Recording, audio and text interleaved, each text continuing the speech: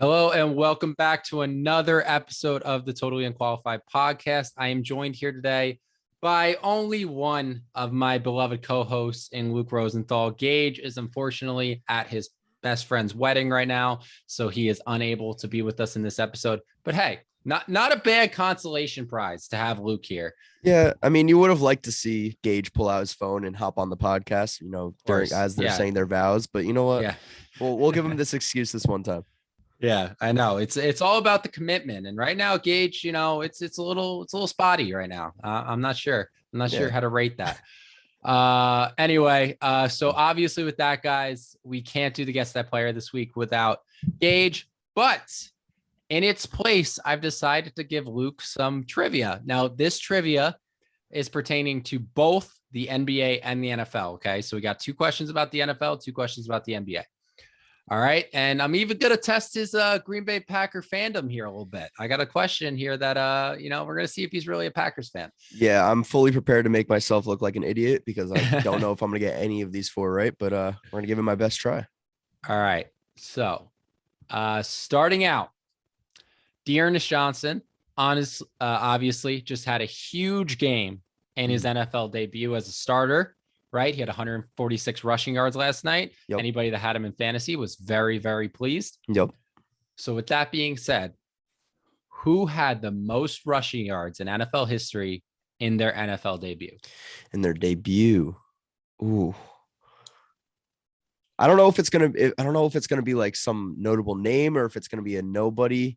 It's a very notable name. It's a notable name. Current era. The current era.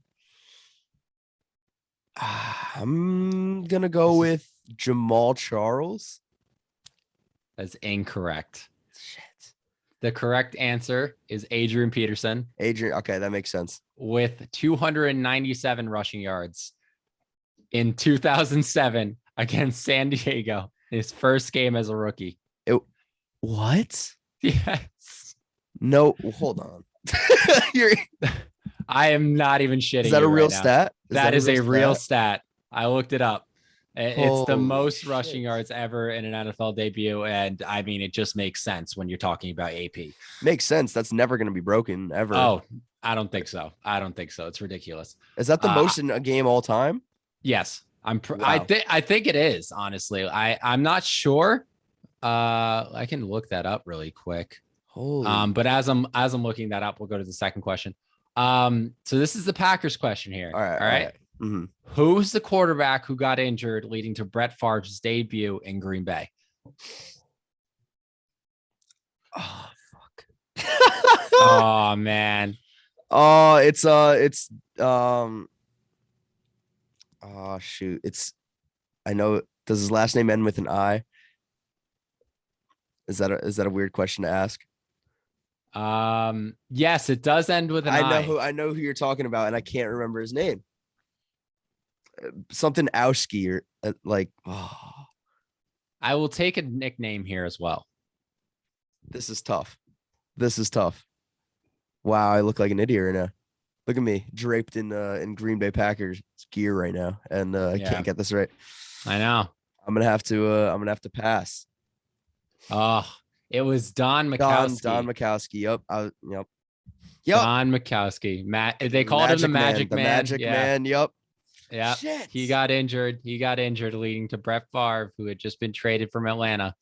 In the famous story that Steve Mariucci always tells, that he didn't think he was ready and then just carved up the Bengals. Oh man, I'm looking like a bandwagon right now, aren't I? Yeah.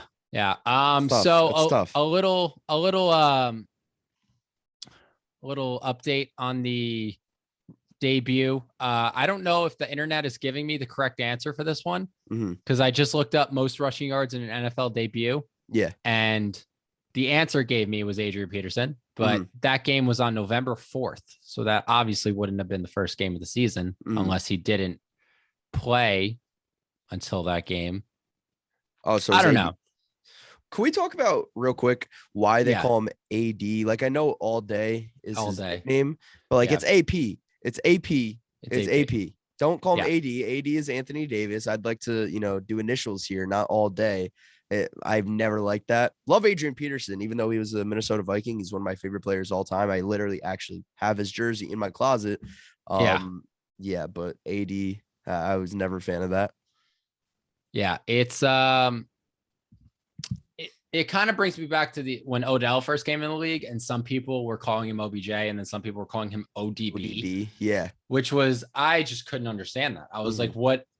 That doesn't even make sense. Like AD at least made sense because it meant all day. ODB, you're just saying his initials wrong. Like, why the first two initials of his name and then just one of his last name and then just completely ignoring the junior? Like, it made no sense to me. Yeah. Fun fact, I actually met Odell Beckham Jr. after his rookie season in a mall in Poughkeepsie, New York, the Poughkeepsie Galleria. He was not very nice to me, but he had a million people. He had a million people surrounding him. So you know what?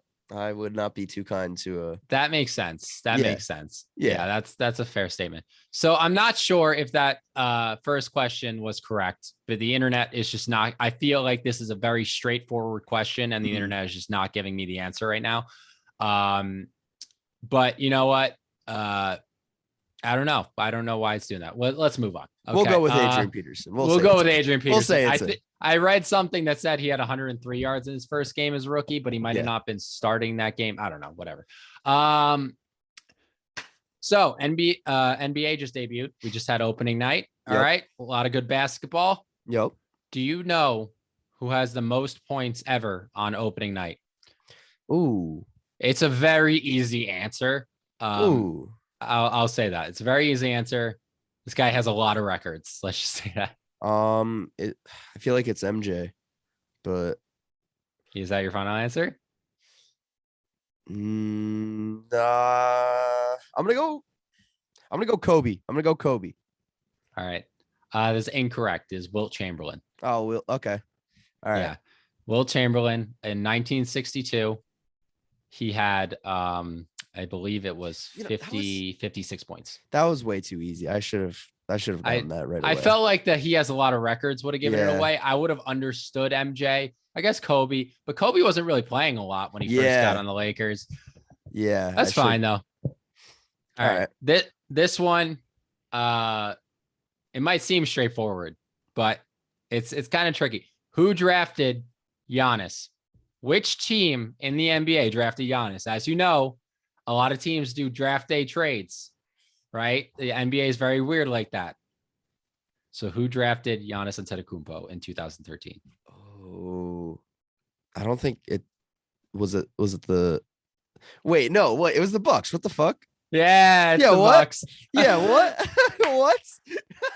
I wanted there for a second. I wanted to kind of just throw in a little wrench there. I wanted to throw in an easy question that maybe gets you overthinking a little bit. Yeah, what? Yes, it was the Bucks. It was the Milwaukee Bucks. Yes, at 15th overall, just outside the lottery. Oh my gosh. The Giannis was not a lottery. You did have me think. I was like, wait a sec, was he? Yeah.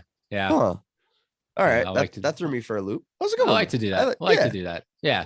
All right. And guys, before we get into it, if you are listening on Apple Podcasts or YouTube, make sure to give us a like and a review. Give us that 5-star rating if you want. We'd really appreciate it. It's going to push our content out to even more people. So thank you for that. And let's get right into it. Thursday Night Football. Kind of a stinker. Yeah. What were your initial thoughts on the game? I was actually driving home during most of the game. I caught the final 10 minutes, and I'm kind of upset that I did because that was a rough 10 minutes to watch. This Browns team is fighting through their injury adversity right now, and that's kind of what it's going to be like for the rest of the season moving forward. They might be the team that's affected most by injuries. I know the Baltimore Ravens are, but they're looking as good as ever. These Browns, man, it's tough, but you like seeing production from a guy like Ernest Johnson, who literally carried them to victory, quite literally. As for the Broncos, you just wish to see more out of this team. Like, this offense has so many weapons and has the type of weapons to be a special team, a special offense. They just haven't been able to find the quarterback for it. Teddy Bridgewater is obviously not that guy. He's sort of the bridge literally Bridgewater. He's the bridge quarterback. Maybe not to Drew Lock, but to something maybe in the future.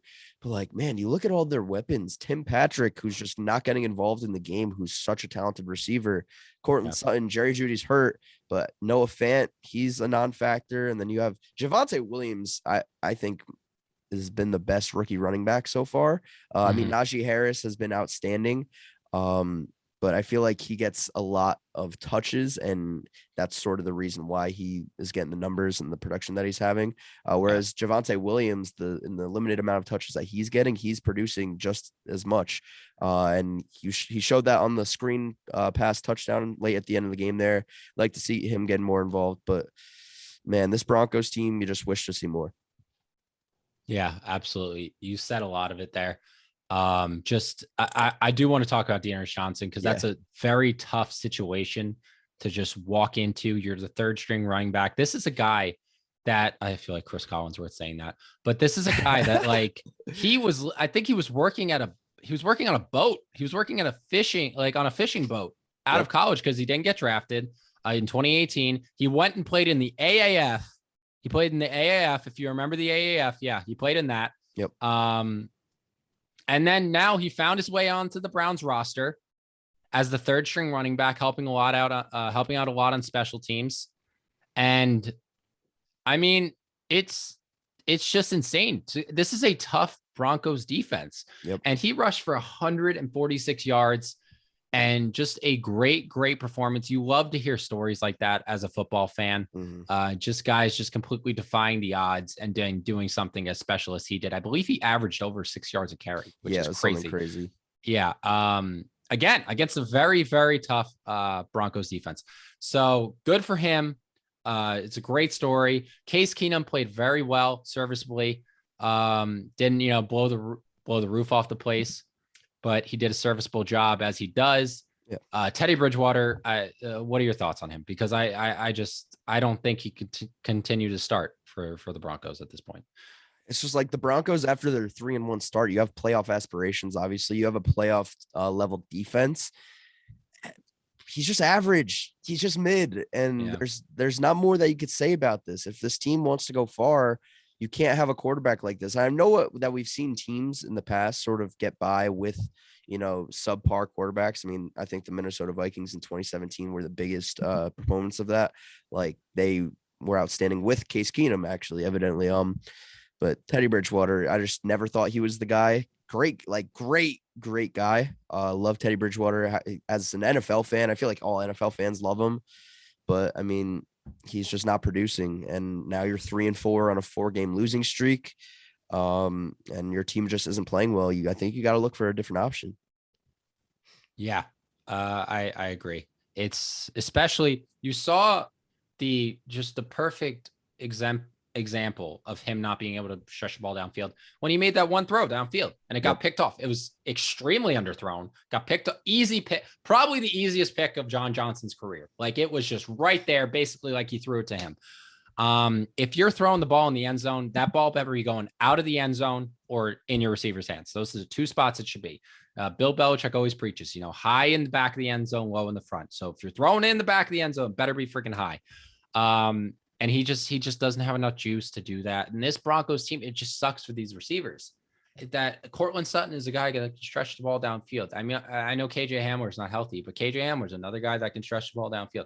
Noah Fant is he's a guy that I'm pretty sure he ran 4.4. It's a tight end that runs 4.4, and he's just using him for dinks and dunks. That should not be what a tight end who's 6'4", 250, runs 4.4 should not be used as your check down. That's not what Noah Fant is made to be used as. Nope. Drew Lock in his time as a rookie, when he played really well, I believe he went 4-1 in his final starts as a rookie. Had a really good connection with Noah Fant. You even saw it a little bit last year, even though Drew Lock didn't play well. Listen, as good as Teddy looked in the preseason, Drew looked pretty much just as good. Drew looked like he worked with Peyton Manning in the offseason about making better decisions, because that was really what it came down to. His decision making was terrible.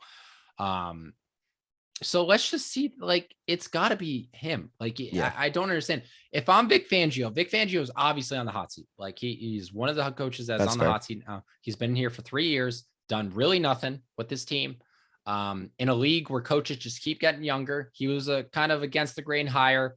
As a relatively older defensive coach, you're really not seeing that a lot nowadays. It's more offensively focused when it comes to head coaching hires.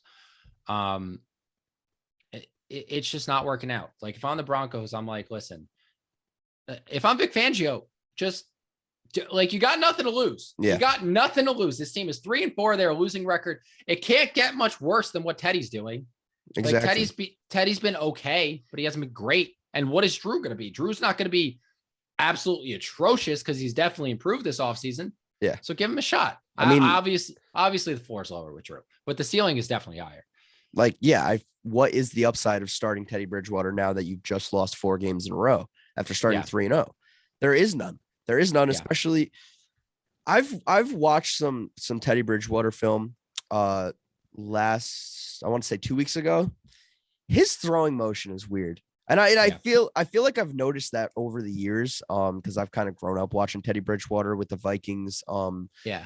He throws so much differently than other quarterbacks. Other quarterbacks are arm throwers, right? But Teddy Bridgewater, when he throws it, his hand goes down like he's shooting a basketball. And I feel like that translates to some of his throws. I saw countless in the last 10 minutes of the game that I watched, right? His throws were sinking down to the ground. Why is that? Because he's a hand thrower, if that makes sense. It's like he's throwing darts, but not actual like football darts, like actual darts. I feel like that has something to do with it. But there's just no upside in starting him over Drew Lock right now, especially when you want to try and see something out of Drew Lock before he's just washed up and not you're there anymore. I mean, just you want to get something out of him, and it doesn't make sense anymore. I think it's time to come in. Yeah, and I don't know why I feel like Drew Lock is a case where if you do decide to not start him this year and you end up either letting him go, not extending his rookie contract, or just letting him go into free agency or even trading him, I feel like he's a guy that could just make you pay for that decision. Yep. Like because nobody's doubting the talent that Drew Lock has. Nobody's doubting that. It was always the decision making. It was always the execution. And if he goes somewhere and he really has improved on that, and then he is a prime target to come back and make you pay for that decision because this is a guy that could be one of the best quarterbacks in the league with the talent that he has. I feel like he would be crazy nice on the New York Giants. I know Daniel Jones is having an improved season, but an improved season for Daniel Jones is like not throwing a pick or fumbling every other play. Yeah. Like I'd like to see with all the weapons on that team too. I think that'd be nasty.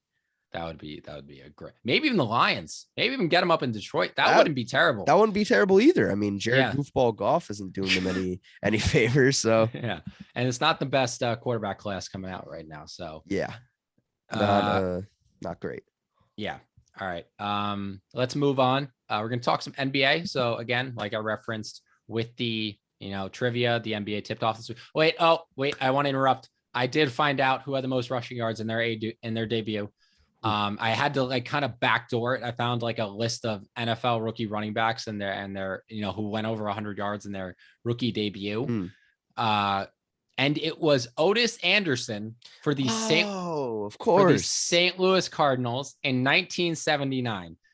He averaged 9.19 yards per carry, had 193 yards rushing and a touchdown. And it still was not enough to beat the Dallas Cowboys. Of course, it was good old Otis. So, how could I be so dumb? So we could fault Google for that one, for me typing in a very simple question, which I it's not like an ESPN stat, like where they just are super specific. It's just most rushing yards rookie in just a debut game, which mostly pertains to rookies, other than Ernest Johnson's case. But yeah, that apparently they gave me the wrong answer there. But anyway, let's move on to NBA. Julius Randle. Guys, I just want to officially call off the search. I want to call off the search because this man, I found him and he is running Madison Square Garden. That's where he is right now. 35, 9, and 8 in his first game of the season and went into double overtime against the Celtics. I do want to give a shout out to Jaylen Brown. Jaylen Brown just looks like he is getting better and better and better just every year. Lights out game from him. Jason Tatum struggled a little bit in this game, but the Knicks nonetheless capitalized on that. Evan Fournier coming in, dropping 32. Are you fucking kidding me? Reggie Bullock is more great player for the Knicks. He's the only player that we didn't retain. He was more of a spot up shooter. He wasn't a guy that was going to create his own shots. He was a guy that, if he was open at the three, dish it out to him, he's going to hit it. Evan Fournier was creating his own shots. And he's more than just, a 3-point shooter. He's got the mid range. He could drive to the basket. He's really, he was a great addition to this team. I really underrated how much better of a scorer, not just a shooter, better of a scorer he was than Reggie Bullock. Yeah. And we really saw that. Obi Toppin was unstoppable at the rim. Like the Celtics had no answer for it. He had 14 points, and it seemed like everything was an alley-oop. Everything, just perfect dishes to him at the rim. Obi Toppin is probably the player I'm most excited for, and even Mitchell Robinson. Mitchell Robinson came and had 17 boards, 11 points. Yeah. He's a guy that wasn't playing for most of last year. A lot of people forgot about him. He was a 5-star recruit coming out of college. He committed to Western Kentucky, decided not to play with them, and just kind of trained for the NBA on his own. So he ended up going the second round because he didn't play in college. And I mean, this is a guy with all the talent in the world. He's 7'1", and he's super athletic. And he's just been, everything has just been talent with him. But now we're starting to see that talent kind of molded into a very, very good player. And he's great defensively too. I know I'm kind of waxing poetically about the Knicks, but this was as good a debut game as I could have hoped for the New York Knicks, going up against a very tough opponent, the Boston Celtics. Both these teams are playoff teams. Boston Celtics have as good a chance as anybody to get to the Eastern Conference Finals. Yeah. Aside from the Bucks and the Nets. So I'm just very excited for the Knicks team. Tom Thibodeau has completely turned this team around. And Julius Randle, he looked better. Like for the most improved player to get better, that's insane. And it just seems like I've been saying that Julius Randle cannot be your number one on a championship contender. I know it was just the first game, but he might be challenged. He might have something to say. He might have something to say about that. He really might have something to say about that. And you knew it was going to be a good game for him, like off the rip. Like the first bucket was a step back three, and he just had that confidence to just go in. That was one of the craziest games I've ever watched. That was one of the craziest games. The double overtime, everything about it. The fucking Marcus Smart hitting the game-winning three. Jaylen Brown hitting from 48 feet. Yeah. Like, that was just crazy. And then for them both to go back to back to back to back, just raining threes. I think, they hit 8 threes in a row combined in overtime, just for them to go cold for the rest of the overtime. That was outstanding. It was a great game. This Knicks team, the world is better when the New York Knicks are good. The world is better. But you see all the stuff when Spike Lee is happy, I'm fucking happy. You saw that ridiculous outfit that he was wearing. Oh my God. Oh my God. Never disappoints. Yeah. No, Evan Fournier came out and just lit it up in overtime. And I didn't think he was going to be a great addition to this team, honestly. But the Knicks are the land of opportunity now. And you know what? All the players are they're in sync. And like you said, Obi Toppin too. Obi Toppin just like spews out New York Knicks blood. I don't know. It's something about everything about him is the New York Knicks. He grew up a Knicks fan. Yeah, exactly. Where did he grow up? Did he grow up in New York? I think I think he's a New York basketball player. Went to Dayton. Stayed there. He a lot. It's very looked down upon nowadays to stay in college. And when it comes to the NBA drafts, a lot of people don't want to take a chance on you. Obi Toppin is one of those guys. I think he stayed for 2 or 3 years. National Player of the Year, and that crazy year. Oh yeah, and I'm gonna be honest. I will tell people I didn't want him. I was pissed when we drafted him. I wanted Tyrese Halliburton. Okay, but he has completely switched. He has completely changed my mind. I mean, the talent. I didn't see it last year. You could tell that he was gonna need some adjusting to the NBA game. And Tom Thibodeau's system is not neat. He's not an easy coach to just come in and play for. His system's intricate. He's not going to baby you. He's like, no. best players on the floor at all times. He was getting, there was some games where he was a healthy scratch. He was getting 2 minutes at the end of the game because he just, he wasn't ready. He wasn't ready to play. And I was pissed because Tyrese Halliburton was out there dropping 20-point games in Sacramento. But then Emmanuel quickly kind of made me feel a little better about that because we got our point guard of the future. And I could not be more excited for this Knicks team. They're just proving with that one game, they proved that last year was not a fluke. Yeah, they're here to stay. And I think depending on which seed they get, I think they get out of the first round. And I say depending on which seed, because if they have a first round matchup against the Bucks or the Nets, I think they're probably going to get swept. I agree. Or swept. But this Knicks team, I mean, they have it all. They have it all. The veteran leadership coming off the bench too, led by Derrick Rose, who's finishing the games now instead of Kemba Walker, because Kemba Walker sort of got cold towards the end there. Like every aspect about this team, I mean, Julius Randle, if he's an effective scorer for you, like night in and night out, it's going to be really hard to beat this team. And then you have a young emerging squad led by RJ Barrett, who he didn't have the greatest debut, but you know what? Defensively, his presence is always felt. And then Emmanuel quickly too, although I don't know how well he fits in with the mix now that Kemba Walker's there. But damn, this Knicks team is fun. This Knicks team is exciting. And that's something that we haven't been able to say for the past 10 years. And it's so cool. It's so cool. It's so refreshing. Like I can't even tell you guys how much of a weight off my shoulders this is. Cause this is since Melo and J.R. Smith, that 2012 team that ended up going to the playoffs, I haven't felt this way. And that was, I believe that might've been the Lynn's, excuse me. That might've been the Linsanity year, if I remember correctly. But yeah, I'm just super excited for this team. Enough about the Knicks. There were great games across the NBA. Yeah. Do you want to talk about your heartbreaking loss to the Wizards to start the season? No. Okay. I'd rather talk about a player that actually matters. Okay. That's Stefan Curry. The chef was cooking against the Clippers in the first quarter. 25-point first quarter, didn't miss a shot. Was 9 of 9. Was raining threes like he does. And it's just like so demoralizing as a team to just watch someone just do that, because you're covering him from 35 plus feet out. You're on him, you're guarding him, and it doesn't matter because he's just electrifying from anywhere on the court. We've never seen it before. We got to start talking about Stephen Curry being top 10 all time, because there's nobody that could do what he does. Not a single person. The closest thing to him might be his own teammate and Klay Thompson, and Klay Thompson is nowhere near the player that Stephen Curry was. Maybe Ray Allen, maybe. That's the only person I could think of. Yeah, maybe Ray Allen, maybe, I don't know, like Reggie Miller. But he wasn't the playmaker that Steph was. He didn't have the ball handling that Steph has. No, absolutely not. And he's getting better with age too, which is just crazy to think that he is better than he was in his unanimous MVP season. For him to lead the NBA in scoring last year without any of his teammates, or any of his, he's not without his best teammate in Klay Thompson. Oh my gosh. It's crazy because this Warriors team is pretty depleted. Yeah. And they're still going to be contenders. And it wouldn't surprise me at all to see them in the Western Conference Finals, competing with like the Lakers, with the Nuggets, with some of these powerhouse teams. And it's all because of this man.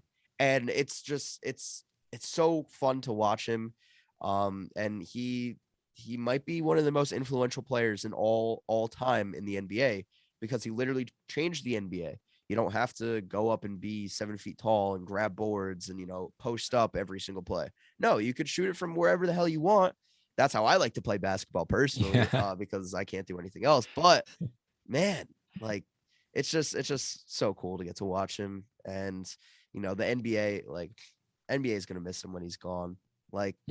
Maybe more than any other player, because he just does things on a nightly basis where it's like, wow, every single time. Yeah.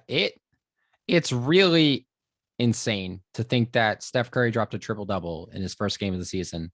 Yeah. And he thought he played like shit. That's insane to just take that into account. Not only also beating one of the best teams in the league, which many people picked as their finals pick or even their NBA championship pick in the Los Angeles Lakers, in LA, goes into LA, drops 21, 10, and 10, beats the Lakers, beats LeBron, and just like, yeah, I didn't play well. Like what Going back against them too. Yeah, like they were down by double digits. Exactly. Like the shit this man is doing without Klay Thompson. Klay Thompson's not coming back until later in the year. And without their first round pick in James Wiseman last year, who has all the potential in the world. He's doing all this shit with Draymond Green and Andrew Wiggins. Like this is, and Iguodala, Bielika contributed 15 points on opening night. Damian Lee. Like these are the players that he's playing with. This is very LeBron and Cleveland-esque. Like LeBron's first stint in Cleveland-esque, like where he had nobody. And he's there's a solid chance that if Steph Curry isn't on this team, this is the worst team of all time. Like very well, like worse than that Sixers team. That's fair. That's a fair point. Because without him, Draymond Green is probably the best player. And Draymond is great, but he is not your best player. Like that, he should not be your best player. Yeah. And then they had the whole, video with Paul George being like, what the like, because he pulled up on the logo. Like what? It's just when NBA players are in awe of this man, that something historical is happening. And I gave Steph, I hated Steph when I didn't really start watching basketball until around like that Knicks run to the playoffs in 2012. Yeah. And Steph pissed me the fuck off because everybody had a Curry jersey. Everybody was, every 12-year-old kid was obsessed with Steph Curry. And so that made me want to root against him. But now that the days of them dominating the NBA, the days where they're the bad team that everybody wants to beat is gone. I'm just kind of taking a step back and being like, holy shit. Like I am witnessing a man who changed the game of basketball right now. Yeah. Like the magnitude of what he has done. Every kid now wants to shoot threes. Everybody. Not to say that wasn't like a lot of kids didn't want to shoot threes. But there weren't kids pulling up from the logo in 7th grade. I'll tell you that much. They would have been pulled off the fucking court. Now they still might be pulled off the fucking court, but they're trying it. That's something that was never happening. Yeah. Steph is one of the only players in NBA history. I say one of because Dame, you kind of got to do this with too when he gets hot. Is one of the only players in NBA history that you have to defend full court. You need to be on him the entire court because number one, he has one of the best ball handling skills I've ever seen. I mean, it's up there. It's up there with Kyrie. He can dribble. No doubt. He's a playmaker. He can dish the ball, and he can shoot on you from literally everywhere. It's everywhere. Crazy. It's insane. So Steph Curry definitely deserves his props. We're definitely witnessing history with him. Yeah. And now that we're kind of past those years of me hating Golden State, I don't hate him as much anymore. Yeah, you start to appreciate him as a basketball player. Exactly. Yeah, exactly. It's kind of what's happening with Tom Brady now that he's off the Patriots, where I'm kind of like, holy shit, like this is something I'm never going to see again. You still hate him? I could do without him. I found myself rooting for him. I mean, because he beat the Packers in the AFC Championship. Is that the reason? Sure. Let's leave it at that. Let's leave it at that. Yeah, I find myself kind of rooting for Tom Brady now because like this is something that I'll never see again. Yeah, and quick shout out to the first of all, the Warriors jerseys last night were awesome, but their 75th anniversary like logo on the court I thought was so cool. It's clean. Yeah, it's so clean, Yeah.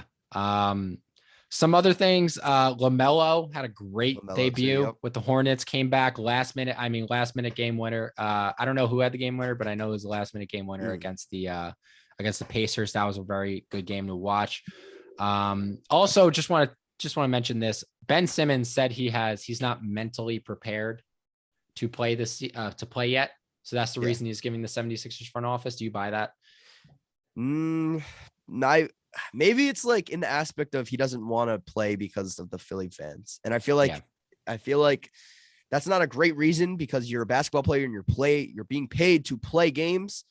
But I mean, I'm not in his shoes. I'm not going to make any assumptions. Like we could talk all the hot shit that we want. Obviously we're not going to ever be millionaires in his position. But like, I still think you have to trade him after all this. Like, there's no shot. The team chemistry is off. Like, nothing is going to work with Ben Simmons there, especially with his inability to shoot. So, yeah, I agree. Like, I am such a proponent of mental health, so I'm not going to say any shit about it. But just the way the situation has gone, it kind of seems like this might just be kind of a way for him to sit out more games so he doesn't have to play with his team. Yeah. But again, if it is serious, then it should be taken seriously. I mean, like it very well could be in response to all the backlash that he's getting. And Yeah. you know what? Like, I feel like it was fair criticism, though. I feel like it Yeah. was absolutely fair criticism. But I mean, when the whole world is against you, like it's tough to be in that situation, obviously. So I want to see him get back on the court with everything in me. I want to see him get back on the court, but I just don't think it could be with the Sixers. I really don't. Yeah, I agree. All right, we're gonna move on to our game picks for the NFL.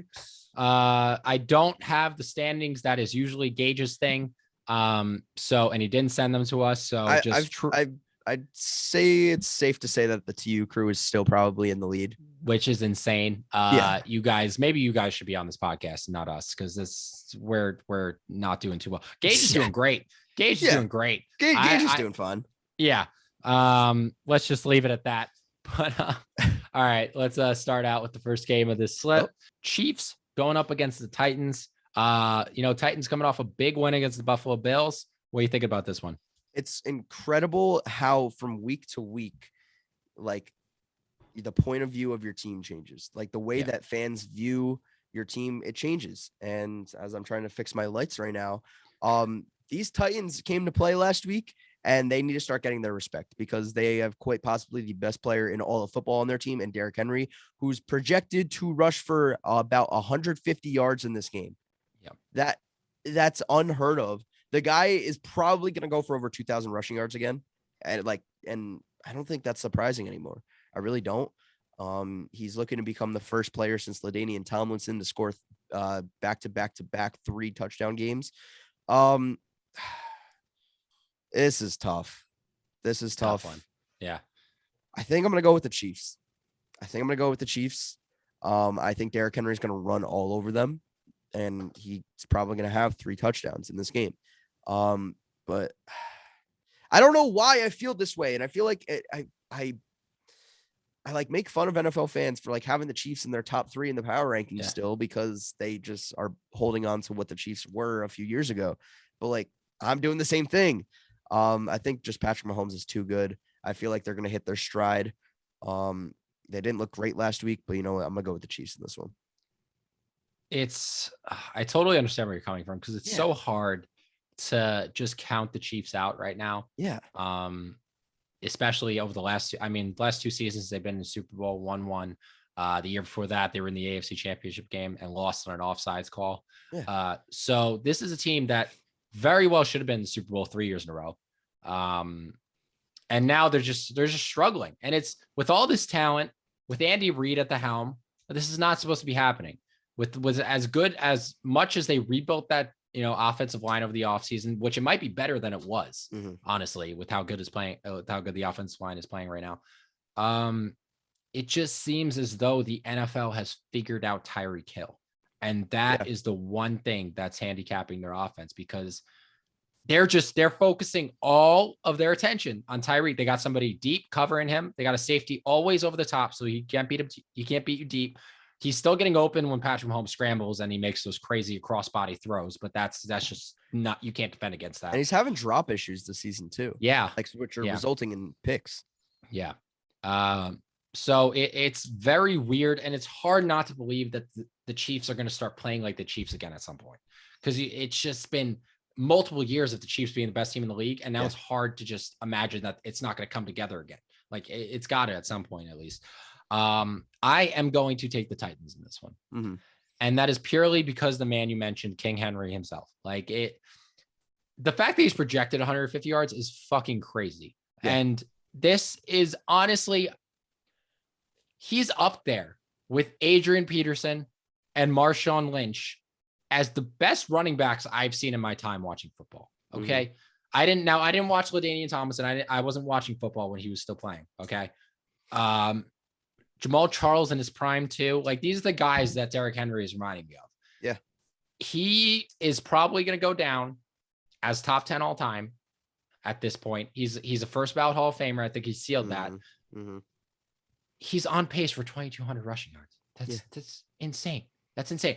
And the fact that he's not being mentioned in MVP conversations is criminal. It's criminal. If the Titans win this game, I think Derrick Henry starts getting into those conversations. And if he rushes for more than 2,000 yards again, he better win MVP. He better do it. He better do I think he was one of, I think half of the people that rushed for over 2,000 yards have won MVP. If I at least like 3 or so of them. Yeah. So, and Derrick Henry deserves to be in that conversation if he does it twice. So I'm going to go with Titans in this one. I just feel like Derrick's going to run all over them. They do not have good defense. And I feel like Derrick Henry is going to be the deciding factor in this game. Although I will say they're definitely going to be stacking the box against him. So Ryan Tannehill is going to have to show up in this game. Hopefully. I mean, I picked him MVP for a reason. Yeah, I know. Yeah. And, it's not looking great. It is not. So yeah, I'm going to go with the Tennessee Titans in this one. All right. Moving on to our next game. It is going to be the Washington football team at your Green Bay Packers. How you feeling? I'm feeling good. Feeling good. I feel like the Packers, they're not being viewed as like a legitimate Super Bowl contender yet. And I know that they have Aaron Rodgers, but it feels like something about this team, and I'll even admit something about this team is off. And it has to do with their offense. Their offense is just not nearly as great as it was last year, not nearly as dynamic, which is so weird because like it's probably their offensive line and their offensive line issues, but like even with not as good of an offensive line, they're still, top 10 in every category, which is just ridiculous because they're playing no names on the offensive line. David Bakhtiari did come back to practice and they should be getting him in the next 3 weeks. It's undetermined yet, but I think this is the opportunity the Packers need to sort of blow out a team. Like we haven't seen that yet from them. They've been in these very close games and these games that could have gone either way. I feel like people are still looking at the week 1 game against the Saints and be like, oh, that's still the Packers. I don't think it is anymore. I think they've brushed that under the rug, but fans still like to talk about that, which is just crazy. Yeah, I'm going with the Packers here. I do think it could be a shootout, but I'm hoping to God that this Packers defense could put somebody on Terry McLaurin because I think Terry McLaurin's going to go off. Taylor Heineke's not afraid to take risks, obviously. But I just think the Packers have a better team right now. And this Washington defense, their secondary is just not great. Pass rush is outstanding as ever, but it's just not great. So give me the Packers in this one. I am hoping to see a blowout. I'm hoping to see a statement game because man, do they need it to be viewed as, a legitimate Super Bowl contender. Yeah. I'm just going to say it. I'm going to go with Packers in this game too. The Washington is just, I bet on them at the beginning of the season to win the division. I was so confident in that because on paper, they had the best defense in the league and I didn't even think it was close. And they just have not lived up to it. Taylor Heineke's done all he can do. There's not much you could expect more of him to do. It's the team is not performing to how I think a lot of people thought they would. And also Antonio Gibson's banged up. He's been dealing with some injuries too. So that's not helping them out. They lose Logan Thomas, who was their starting tight end. Ricky Seals-Jones has been doing a pretty good job in his place, but he's not Logan Thomas. The Packers, I would agree that a lot of people aren't taking them seriously just yet. I, for one, am though. So that's why I'm picking them in this game. I do agree that this could be a blowout. This could get ugly. The Washington defense played a lot better last week before they were playing the Chiefs last week, right? Yeah. They played before the Chiefs kind of turned it on at the end there. But, it's the Packers. This is a very, very potent offense. You got 2 running backs that can put 100 on you, Aaron Jones and A.J. Dillon. You got Devontae Adams, who arguably the best receiver in the league. So I just can't see Aaron Rodgers walking into Lambeau without a win in this one. Yeah. So. Also the Packers are wearing their throwback uniforms, the all green ones, which I'm excited for. All right. Very excited for. Their throwbacks need to impress me a little more after those yellow ones with the brown number. Yeah, the ugly fucking brown and blue ones. Ugh. Yeah. Yeah. It's nasty. I hated those. Yeah. But let's move on to a divisional rivalry game. We got the Bengals going up against the Ravens, which is a better game than it has been in previous years. Mm-hmm. I'm going to surprise you. I'm going with the Bengals here. Okay. The Ravens are one of the best teams in football. And I can gush about Lamar Jackson all night long. I think he's the most valuable player. I think if you take him off the Ravens, if you take all the quarterbacks off every NFL team, no team would be affected more than the Ravens. Like, let's just leave it at that. This Bengals team, we all picked against them last week. And we went with the Lions. I was going to go with the Bengals last week, but we all went with the Lions, and I'm not mad about it. Yeah. There's something about this team, man. Like defensively, they're top 10 unit in the league. Yeah. And their free agent additions in the offseason came to play this season. This Bengals team might be the most impressive team that we thought was going to be subpar in the league. If that's a category, give me the Bengals for that one. Joe Burrow, he's outstanding, man. Like he has everything that the Bengals fans hoped for, and then some as the number 1 pick. It was not a fluke. That LSU season was not a fluke. Joe Burrow is a legitimately great quarterback. And he's going to be top 10 sooner rather than later. I just have a feeling about the Bengals this week. I can't really explain it. This is going to be a great, gritty division game. So it's probably going to get ugly, but you know what? Give me the Bengals for an upset this week. I said this before. I said I'm done picking against Lamar Jackson, and then I picked against him last week when I picked the Chargers. Yeah. I can't do it. I can't do it anymore. I cannot do it anymore. The man is too good. He's too good. If he's not doing it through the air, he's going to do it on his legs. He's leading the team in rushing this year. Joe Burrow has played really well. I mean, I loved him coming out of LSU. I root for him in the NFL. He's such a great guy, and he's a fun quarterback. You know, you got the image of him smoking that cigar after the national championship just sticks in my head. He's such a guy that you want to root for. When he had Burrow spelled with like OUX on senior night, that was so cool. He's such a guy that you just want to root for. So he's doing such an amazing job with this team. Zach Taylor was a guy I had questions about coming into the season as head coach because he really hadn't done much, and he saved his job this year. He really has. If the Bengals go on to have an above average record at the end of the season, it doesn't matter because he's going to keep his job going to next season with the way this team has overperformed expectations this year. Exactly. So this is not taking anything away from the Bengals. The Ravens just have everything clicking right now. Lamar Jackson specifically, he does need to get better in the passing game a little bit. He's had some interceptions this year.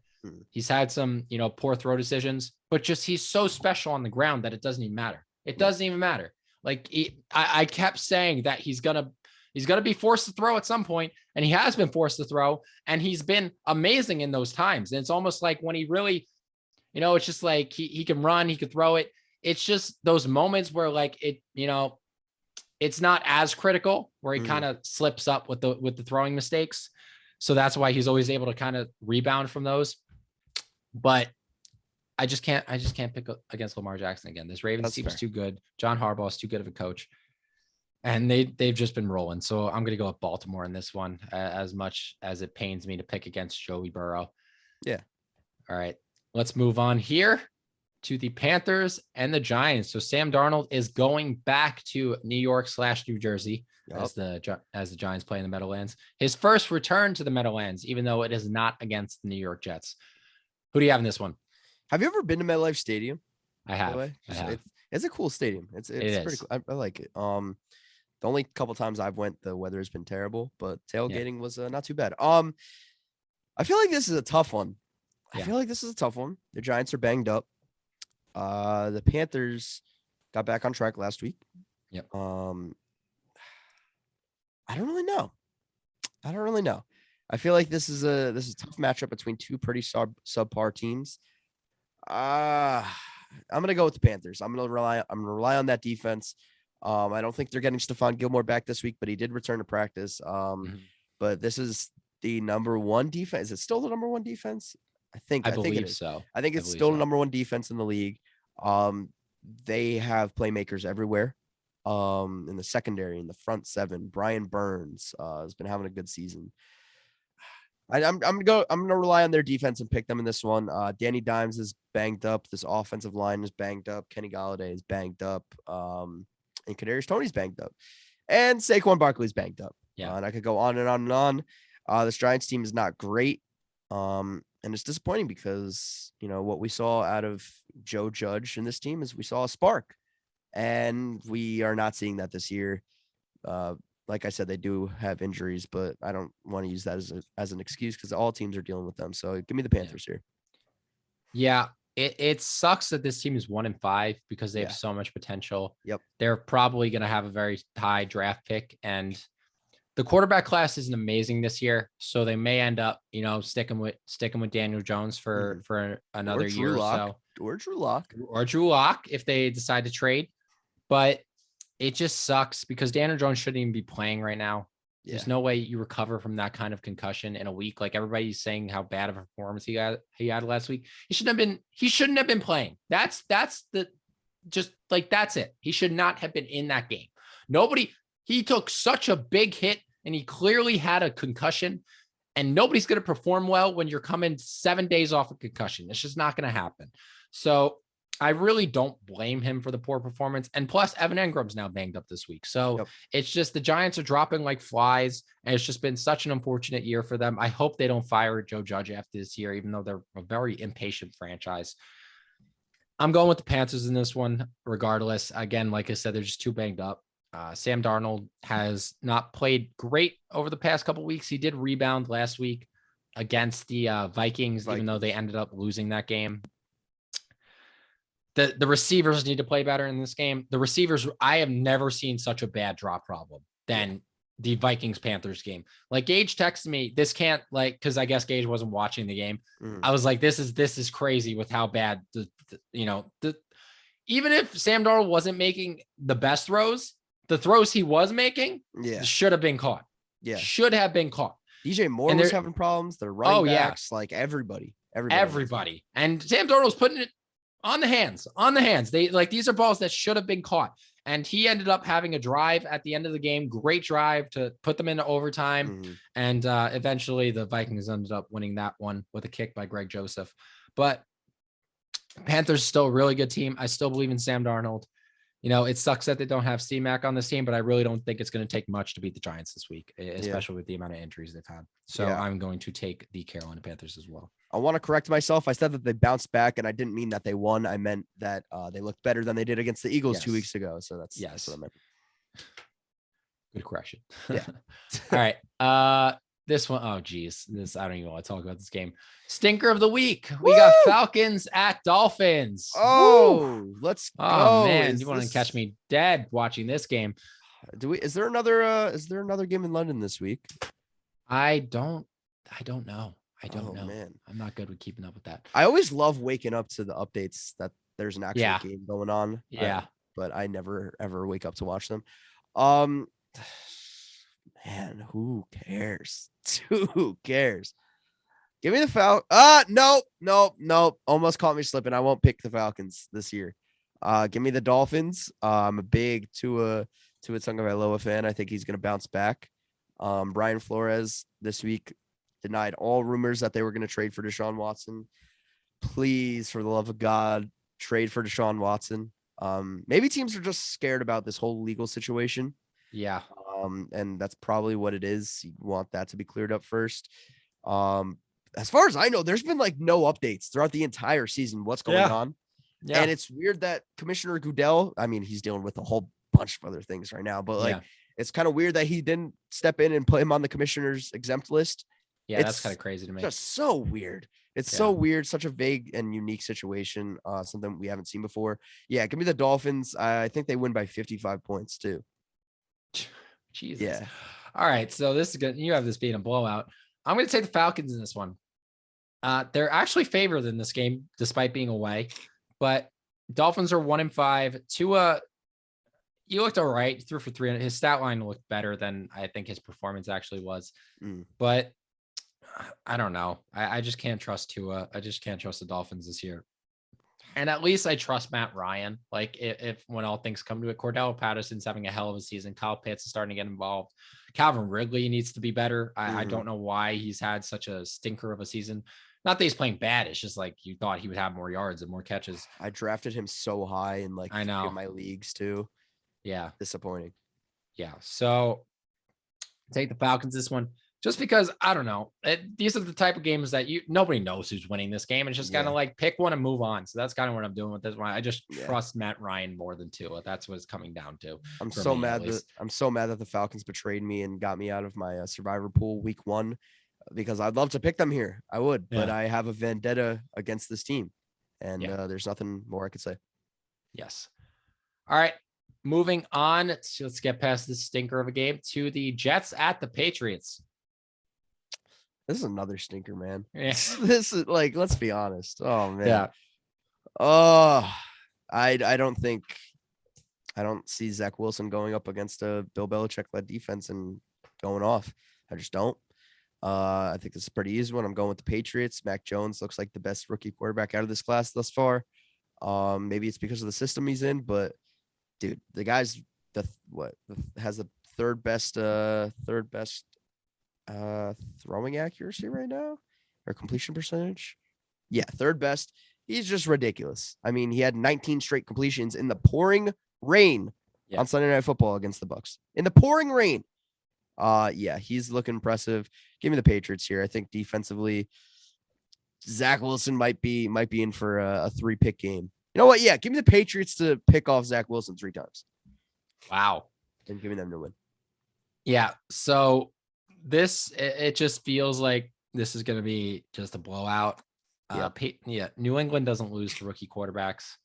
I believe that actually changed this year, right? No. They almost lost Davis Mills. Almost. Should have lost. Mills. Yeah. Should have lost to Davis Mills. Yeah. Bill Belichick does not lose to rookie quarterbacks. It's I just don't see, unless Zach Wilson can take a major step forward, which I don't think this is kind of what I expected from Zach Wilson this year. I expected him to struggle. I feel like he was in a very Josh Allen-esque situation, playing at BYU, playing against lesser competition, not having the best coaching there. He struck me. Him and Josh Allen had a lot of similarities coming out of college. They just very super talented, big arms, very raw, both of them. So Josh Allen didn't have the prettiest rookie year either. So I'm not so shocked with this for Zach Wilson. And also he doesn't have the best weapons around him either. So that doesn't help his case either. Mac Jones been playing great. They need to get, if the Jets want to win this game, they need to get Michael Carter more touches, and he needs to have a big game. Yes. He's just too talented of a running back to not have popped off yet. I think it has a lot to do with the offensive line, because he's just not getting the touches because Jets are always playing from behind. So it's tough to kind of get a running back going when you're doing that. So like I said, for the third time, give me the Patriots in this game, and I don't think it's relatively close. Yeah. All right. Let's move on here. Next game, we got the Eagles at the Raiders. Raiders coming off a big win. Woo! This Eagles team is so weird. Yeah. Like, they're just so weird. I don't like their offense at all. I don't like the way this team is run. Apparently, updates came out that Nick Sirianni's job is secured after the season, which is kind of crazy. That is crazy. You know that TikTok sound. What are they doing in there? Like, yeah. I feel like this is that TikTok sound can pretty much sum up the Eagles this year, because I don't know what they're doing. The Raiders have a lot to play for. Obviously with the scandal that came out, they're trying to move past that. Obviously, the Raiders are the better team here. I think defensively they still have a lot of problems, but they're slowly starting to find an identity, and it's led by Max Crosby, who's been having an outstanding season. He's shown that he could lead that front seven to, actually sack the quarterback and actually get pressure, which is crazy. I'm gonna go with the Raiders here. I feel like the Eagles can push them and run them for their money, but I like Derek Carr. Obviously, Darren Waller is a beast, and this Eagles team really is just depleted. So yeah, give me the Raiders here. Yeah, I'm also taking the Raiders. Never picking the Eagles again after I picked them on Thursday Night Football. To beat the Tampa Bay Buccaneers. That was bad. That was a bad pick. That was a bad pick. I'll own up to that one. That was pretty bad. The Raiders just looked really, really good last week against the Broncos. They look like they didn't miss a beat. Rich Bisaccia, I'm sure that has a lot to do with him kind of rallying the team together to get that win. Yeah, Raiders just look good. They look good. This is a team that I could definitely see getting into the playoffs, and the Eagles are just a mess right now. I don't know. Again, like I keep reiterating, they have no identity. I have no idea. If you had a gun to my head and asked me what the identity of the Eagles is, I would have no answer for you. They don't play good defense. They don't run the ball, and they don't pass the ball well. So I don't understand what the identity of this team is. And I don't think the Eagles do either. So Yeah. I'm going with the Raiders, who have a clear identity, and that is for Derek Carr to get the ball to Darren Waller and just do Derek Carr things. That's their identity. And then have Josh Jacobs run in for a touchdown whenever you get in the red zone. That's it. It's that simple. So, yep, give me the Raiders in this one. Moving on, we got the Lions at the Rams, the Jared Goff, Matthew Stafford previous team matchup right here. Woo! Man, you wish it'd be a little bit more exciting than it actually is. I'm not picking the Lions again. I'm sorry. I'm sorry. I will pick. I do feel like this team could upset a good team at some point this season. I've been saying that for the past couple of weeks. Just not the Rams. Just not at Los Angeles. This is probably going to be a rout. This is probably going to be a blowout. Yeah, I think Matt Stafford is going to put it to the Ford family and just absolutely blow them out of the water. So yeah, give me Matt Stafford and the Rams.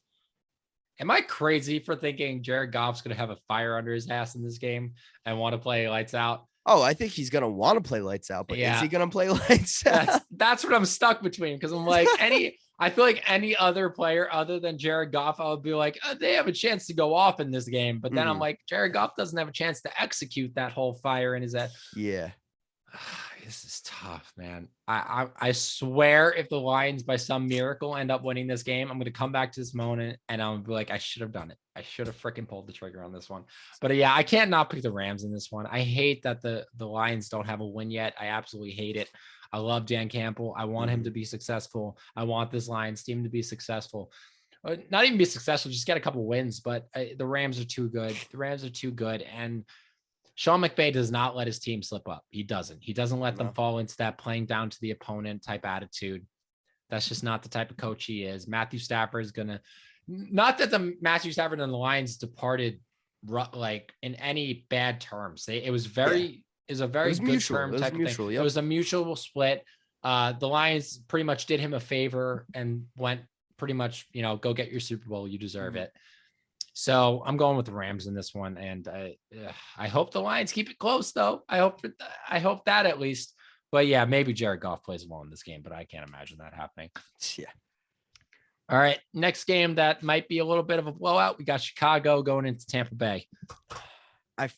Chicago leads the league in sacks right now. I did not know that. Robert Quinn has been having like a resurgence in his career. Oh yeah, this is a name you haven't heard in a while. Exactly. He's arguably been having a better season than Khalil Mack so far, which is kind of crazy to say. This Bears team, just offensively, especially going up against this Bucs defense in Tampa Bay, nonetheless, I don't think Justin Fields is ready for this. I don't think this offense is that great. I think defensively, their secondary has some problems. Like they could set the tone in the front seven. Don't get me wrong. And I do think that they're going to give Tom Brady some fits. I really do. But there's just no shot that their roster is good enough to compete with this Bucs team. And this Bucs team is dealing with, some injuries. Rob Gronkowski's still out. Levante David's out. Now Antonio Brown's going to be out again. So I think that the Bucs are still going to win this pretty decisively. But I think the Bears will keep it competitive. I think they will, at least not defensively. I don't know how well Justin Fields is going to play. Justin Fields just makes some crazy decisions sometimes. Yeah. Like he really does. He recognized last week when they played the Packers that Kenny Clark jumped off sides, which he did. And the refs did not call it. And he threw it in the end zone for a free play. Obviously, he thought it was going to be a free play, but he threw it nowhere fucking near Allen Robinson, and it was picked off.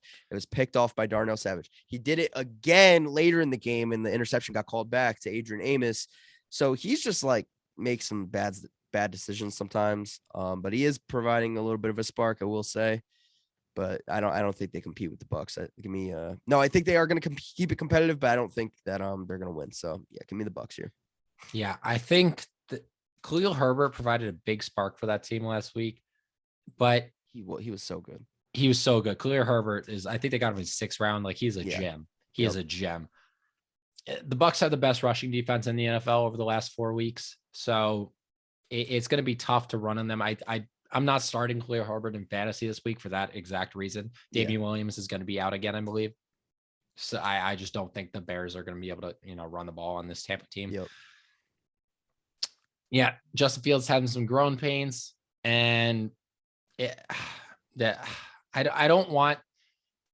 don't think the Bears get out of this without this being ugly. I think this is going to be pretty ugly. I mean, the Tampa Bay Buccaneers are just rolling. Yes, they're not going to have Antonio Brown this week or Rob Gronkowski, but it doesn't matter. That offense is plug and play. It's plug and play. Leonard Fournette is starting to establish himself as the Leonard Fournette of, that he was his rookie year with just dominating teams. He had a 100-yard rushing game pretty much every game that year. Yep. And yeah, this Bucs team is too good. So I'm going to go with Tampa Bay in this one. I don't think this is all that difficult of a pick. That's an easy pick. Yeah. Yeah.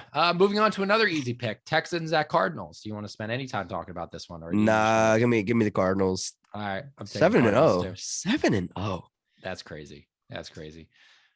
All right. Let's move on to Sunday Night Football with the Colts at the 49ers. I think this is going to be a pretty decent game. I think it's going to be a good game too. I said that I was giving up hope last week on the Colts, and especially with the week that Derrick Henry had last week. I still am not 100% confident in the Colts. I will say they've been playing like light years better than they were earlier in the season, especially the past couple of weeks. They almost beat the Ravens. They looked like they were going to beat the Ravens for a majority of that game. And then they blew out the Texans last week. Jonathan Taylor, I think, is at least this season, he looks like a top 5 running back. He had a crazy game against the Texans. And he's one of my favorite players in the league. I'll just say it. This 49ers team, is Jimmy Garoppolo coming back? I believe he might. He's questionable for the game, but I think he played in practice. I think he's going to play too. Yeah. This offense just can't really get anything done with Trey Lance, like at all, which is weird because you think them being led by Kyle Shanahan, they'd be able to do something with like how talented Trey Lance is. I think I'm going to go with the Colts in this one. I think I'm going to go with the Colts. They've been looking better as of late. The 49ers are dealing with injuries, and the biggest being George Kittle, who's probably their best player. But even then, George Kittle has been a non-factor in the games that he's been healthy in. Yeah. So I feel like the 49ers don't really know themselves yet. And it's disappointing because I thought this team, very well could have made the playoffs. But it's looking like sort of a lost cause of a season, I'd say, especially with how good the Rams, the Cardinals are. Yeah. And the Seahawks, when they get Russ back, might sneak in the back door. So you know what? Yeah, I'm gonna go with the Colts in this one. I think Carson Wentz has been playing pretty decent this season. So yeah, give me the Colts. Yeah, if the Seahawks can beat this 49ers team in Levi Stadium, then the Colts can. Because the Seahawks, even when they had Russ, were nothing to write home about this year with the defensive struggles and the way their offense has really been not great. But yeah, Carson Wentz is having a great season. He only 1 interception so far, and I believe that interception wasn't even his fault. Yeah. So he's got 9 touchdowns, 1,500 yards. Jonathan Taylor, like you said, is having a great season. I'm also going to go with the Colts in this game. I don't know. I don't trust Jimmy Garoppolo.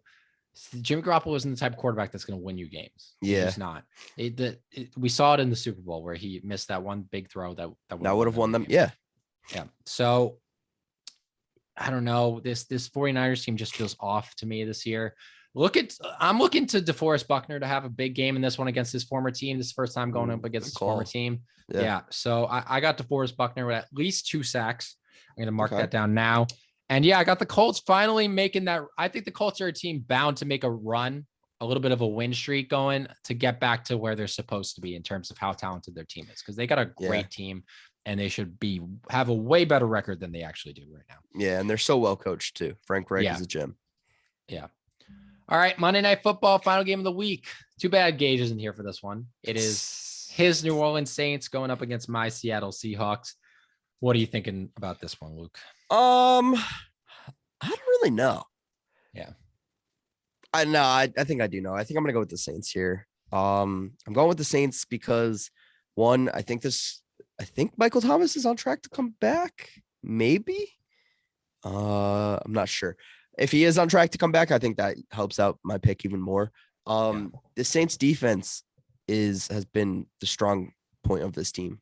Marshawn Lattimore has been ridiculous this season. Other than like Trayvon Diggs, I'd say, and like Jalen Ramsey, he looks like, the third best cornerback in football right now. He's been, locked down with 9 pass breakups a few weeks ago, most in NFL history in one game.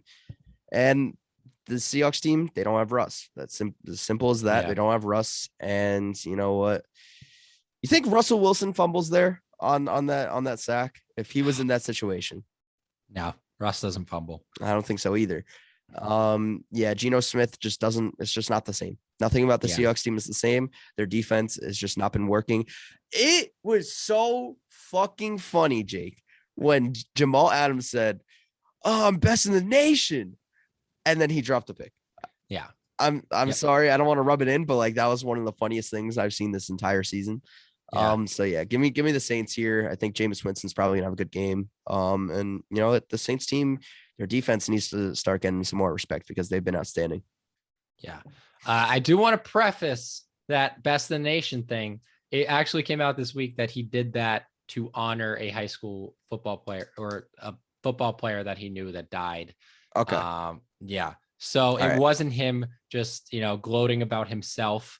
And, it would have been nice if like NBC gave us like a heads up about that. Been like, oh, give it some Jamal coverage. Adams is doing this so people don't, roast him. Cause I understood the roast. Like I was like, this isn't going to go up. When I saw it, I was like, that's probably not going to age well. But of course we don't get the information that would have been nice to get. I can't, oh my God. I don't know. It's in Seattle. Jameis is starting. Trey Brown, who was our rookie 6th round pick at corner, finally played in this game. He had been a little banged up and hadn't played. He came back in this game and he played really, really well. Our defense, I will say, in this game played a lot better than they had been playing. DJ Reed had Chase Claypool locked up against the Steelers. You're saying, right? Yeah, against the Steelers. So I'm going to say they build on that. And listen, Jameis Winston is always at risk of getting a pick. It's just, it's just going to happen. And it's in Seattle, very tough place to play. And the Saints haven't been the same this year. So if they have Michael Thomas, this might be a different story, but I'm going to take the Seahawks in this one just because this is the only team I think they played where their receivers I'm not scared of. I'm not scared of Traquan Smith. I'm not scared of Marquez Callaway. Like they don't have a tight end that scares me. Alvin Kamara is really the only player that scares me. Yeah, he's going to be a problem. Even he really hasn't been what we thought he would be doing this year. So I think this is going to be a close game, no doubt. But I think Geno gets his first win as the starter for the Seattle Seahawks. I mean, it's not a bad pick. It could go either way. It really could. I wouldn't be surprised to see them win, no doubt. Yeah. It's gonna be a good game though. This is how many primetime games in a row for the Seahawks? I think they had Thursday Night Football the week before, and then Sunday.